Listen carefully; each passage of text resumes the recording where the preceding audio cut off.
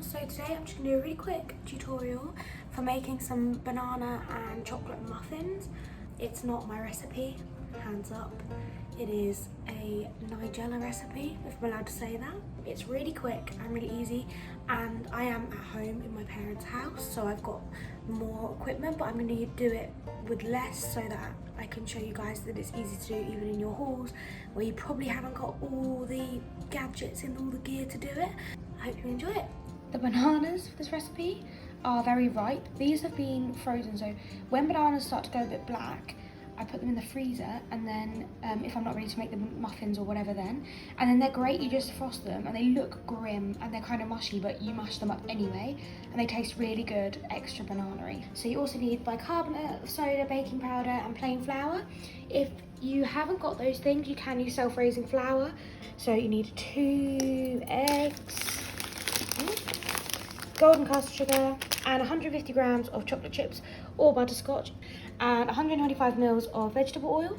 If you haven't got vegetable oil but you've got butter, you can use melted butter, 125 mils of melted butter. So obviously, first things first, wash your hands for 20 seconds. We've all got that message by now.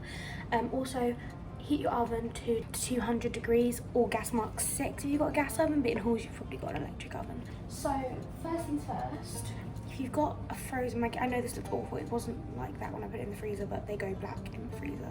So it was on the turn when I put it in the freezer. But I mean, black bananas are good. And so I'm just squeezing it out of its skin into a jug or a bowl. Okay, so once you have mashed your bananas, you need to move on to your oil and your eggs. So measure out your 125 mils of oil or melted butter.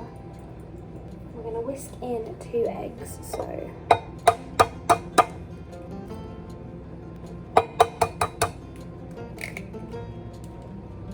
now if you want to, you can use a whisk to do this, but I just normally use the same fork I use for the bananas, as it's all going in the same thing anyway, and it saves on the washing up, so you just have to whisk your eggs in. So as you can see, it's quite thick, quite orange, basically it just needs to be combined. So next you need a big bowl. This is a massive bowl, you don't need one this big. You just need something big enough to carry quite a lot of mixture. So you want 250 grams of flour.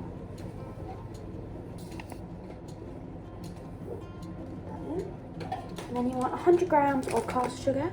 If you haven't got caster sugar, it's not the end of the world again. You can use your granulated sugar that you've got. It just, your cakes might have a bit more like a thicker texture, because it's just basically that the caster sugar is a bit thinner and it like dissolves a bit more than like granulated. But if you can't get your hands on anything else, just try it with whatever you've got at home, and I'm sure they'll be tasty.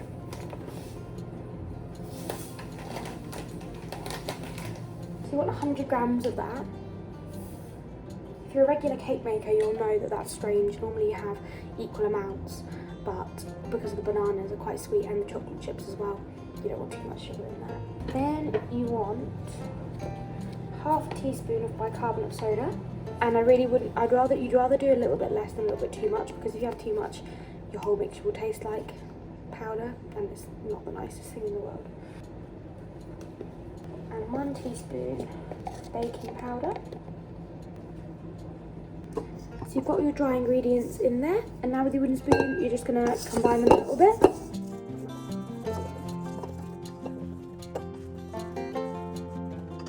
So once all your dry ingredients are incorporated, you're going to start adding the egg and oil mixture. So just bit by bit, so add a little bit, stop it. So it'll look really lumpy, but gotta just keep stirring it.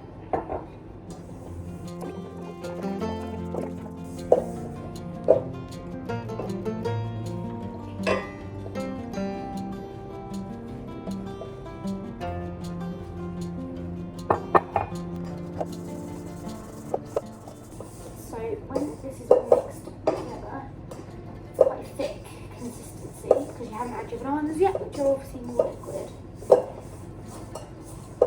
So I'll show you what it looks like. So this is something like what your mixture will look like once you've added just your egg and your oil.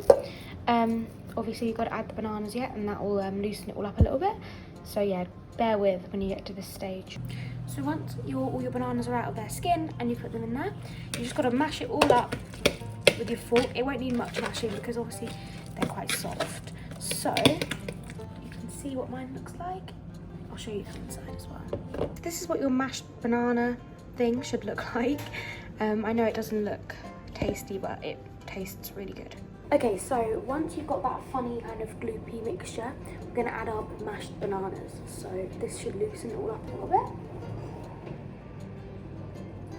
I just throw them all in.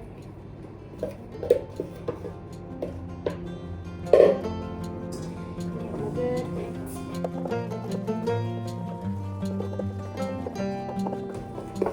So I don't know if you can see in that. It's starting to look a bit more like a cake batter. Less dry. One thing I could also say about this cake mix, if you make cakes often or you're not a cake aficionado, most cake mixes are very like smooth, but with banana cakes often it's not, because bananas are just not very smooth unless you blitz them. So don't worry too much if there's a few lumps. You don't really want lumps of flour, so just as long as they're not lumps of flour, you'll be fine. It will taste great.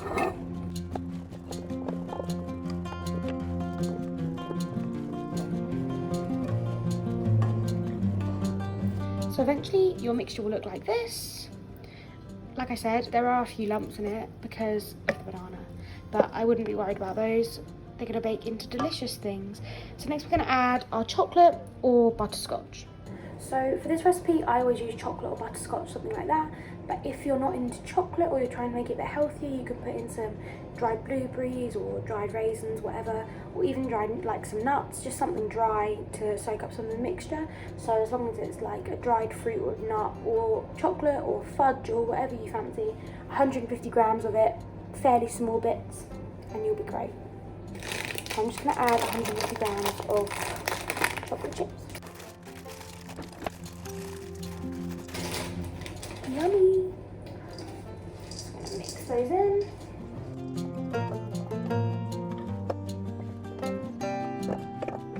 So then you'll be left with this really nice smooth mixture with all your bits and whatever that is, chocolate, fruit, nuts. And then we're going to move over to a muffin tray with 12 holes in it. If you haven't got a muffin tray, you could bake this in sort of a loaf tin or a cake tin. Obviously the cooking time will vary, and you'll probably just need to keep a bit more of an eye on it because I've never actually made it as a cake, so I'm not sure how long it will take. Probably about 10 minutes longer than the cupcakes will take. But yeah, so ideally in a muffin tray. If not, you can try it as a loaf. So as you can see, mine are not perfect. I've spilt quite a lot. But yeah, so they're just going to go in the oven now for about 20 minutes. I'm going to put them on 15 and then check because my oven can be quite hot.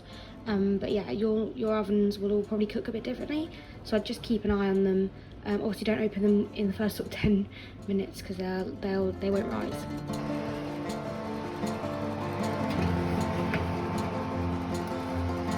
So these have just come out of the oven after 20 minutes.